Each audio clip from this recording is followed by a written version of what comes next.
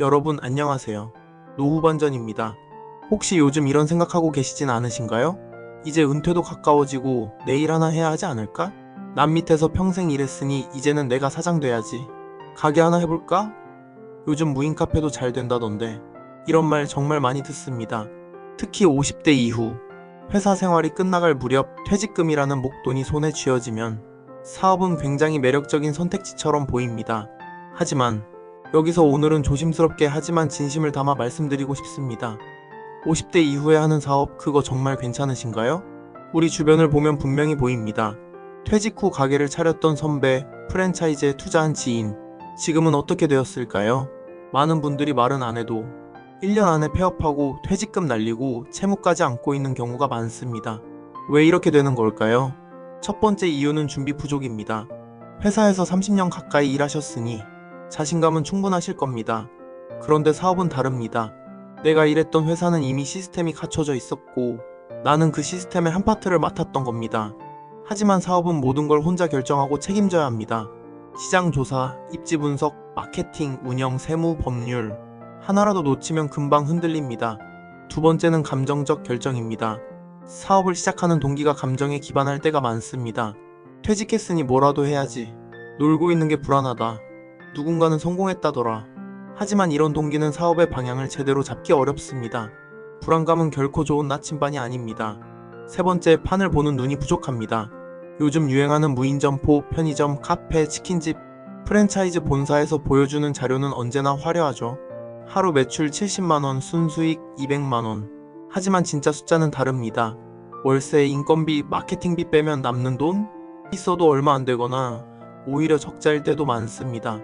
그럼에도 불구하고 이 정도야 괜찮겠지. 난 다를 거야. 남들은 몰라도 나는 준비돼 있다.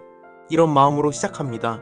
그런데 시작 후 3개월이 지나면 손익분기점도 못 넘고 생각보다 손님이 없고 어디서 문제인지조차 모르겠고 그때 깨닫게 됩니다. 아, 이게 쉬운 게 아니구나. 그리고 한 가지 더 중요한 사실. 몸도 마음도 예전 같지 않다는 것.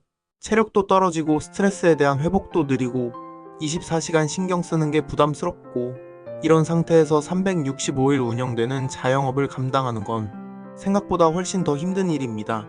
그럼 어떻게 해야 할까요? 절대 사업하지 말라는 건 아닙니다. 문제는 어떻게 시작하느냐입니다.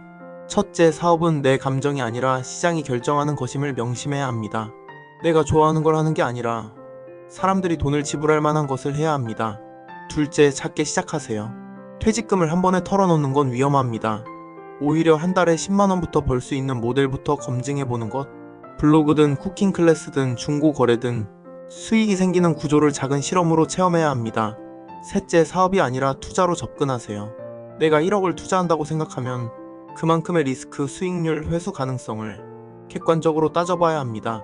사업은 로또가 아니라 수익 모델을 만드는 투자입니다. 이제 우리는 경쟁이 아니라 균형을 지향해야 할 시기입니다. 성공을 쫓기보다는 안정적인 흐름과 꾸준한 수익을 만드는 게 더 중요합니다. 그렇다면 어떻게 달라져야 할까요? 과거에는 한 방을 노렸다면 이제는 자꾸 꾸준한 수익을 설계해야 합니다. 과거에는 직접 운영을 했다면 이제는 시스템과 외주 활용을 고민해야 합니다. 과거에는 감정으로 결정했다면 이제는 데이터로 판단해야 합니다. 50대 이후 인생 분명히 다시 시작할 수 있습니다. 하지만 그 시작은 더 신중하게, 더 작게, 더 현명하게 해야 합니다. 오늘 영상이 누군가의 퇴직금을 지켜주는 작은 계기가 되기를 바랍니다. 여러분의 도전은 응원합니다. 하지만 그 도전이 무모한 모험이 아니라 현명한 설계가 되기를 바랍니다.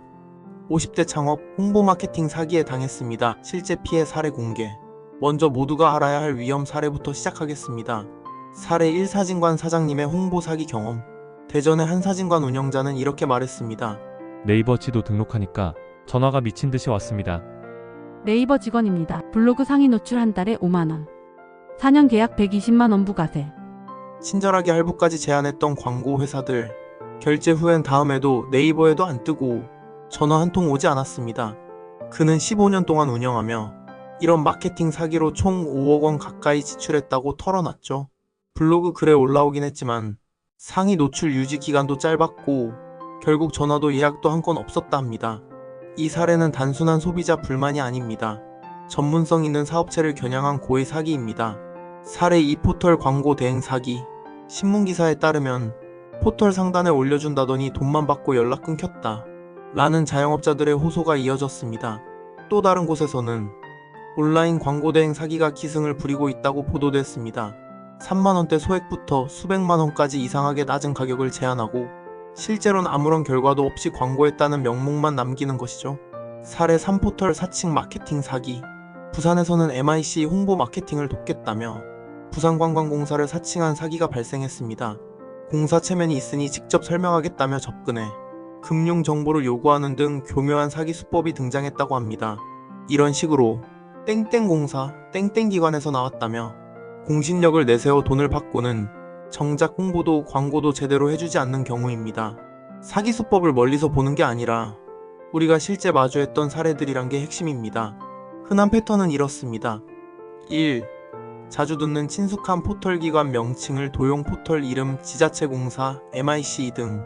2. 블로그 상위 노출이나 홈페이지 상단 노출을 1년 단위로 판매. 연 280만원 수백만원대 청구. 3. 소액으로 시작해 신뢰를 쌓은 뒤 큰 금액 요구. 일단 소액해보세요. 괜찮으시니까 연 단위 해드리죠. 4. 계약서를 안 쓰거나 허위 계약서만 작성. 사업자가 불분명한 경우가 많고 지정한 목적은 미이행. 5. 홍보 실적은 전무하거나 유령 노출만 발생. 상위 노출은 시기기간이 제한적, 클릭 방문은 거의 없음. 이제 어떻게 대응해야 할까요? 1. 공식 명함, 사무실, 전화번호, 실제 존재하는 실체인가 확인하세요. 등록된 사업자명과 번호, 홈페이지 직접 검색. 공정위, 국세청 사업자 정보, 114 전화번호. 위와 같은 방법으로 실존 여부를 꼭 확인하세요. 2. 네이버 직원입니다. 직접 확인 콜. 1577땡땡땡땡 같은 일반 대표 번호로 다이렉트 확인. 홍보 대행이 정말 내부 직원인지 공식 제휴사인지 반드시 검증. 3. 성과 기반 계약이냐, 기간 기반이냐. 상위 노출 1년, BS 클릭 수, 전화 연결, 실제 유입 수치. KPI 핵심 성과 지표를 명확히 하고 이행 안 하면 환불 조항 포함 계약서 작성. 4. 소액 체험 후 확장. 일단 1개월에서 3개월만 해보고 실적 없으면 바로 중단. 절대 1년치를 한 번에 지불하지 마세요. 5. 피해 사례 공론화 및 신고. 업체명 홍보 사기로 뉴스 검색. 공정거래위원회, 소비자보호원의 민원 접수. 소액이라도 집단 피해 사례로 모이면 조사 가능합니다. 이제 우리는 나는 홍보 전문가다라는 말보다 홍보는 내가 아닌 시스템이 책임진다. 성과는 숫자로 보인다. 이런 사고방식으로 나아가야 합니다. 이 작은 체험과 검증이 여러분의 자산과 시간 그리고 마음을 지켜줍니다. 오늘 소개한 사례들, 사진관 사장님의 5억 지출, 포털 사칭 연락, 수십만원짜리 허상 광고, 이 모든 게 우리 주변에서 벌어지는 실제 사기입니다. 이런 피해를 줄일 수 있도록 공감해주시고 꼭 주변에도 알려주세요. 내용이 괜찮으셨다면 2부를 만들어서 더 자세하게 설명할 테니 구독과 댓글 적으셔서 놓치지 않으시길 바랍니다. 노후반전은 이런 정보를 따집고 명확하며 실천할 수 있도록 전달하는 걸 목표로 합니다. 조금이라도 도움이 되셨다면 구독과 좋아요 부탁드립니다. 여러분의 응원이 다른 분들의 시간과 돈을 지켜주는 힘이 됩니다. 노후반전, 여러분의 후반전을 지키겠습니다. 감사합니다.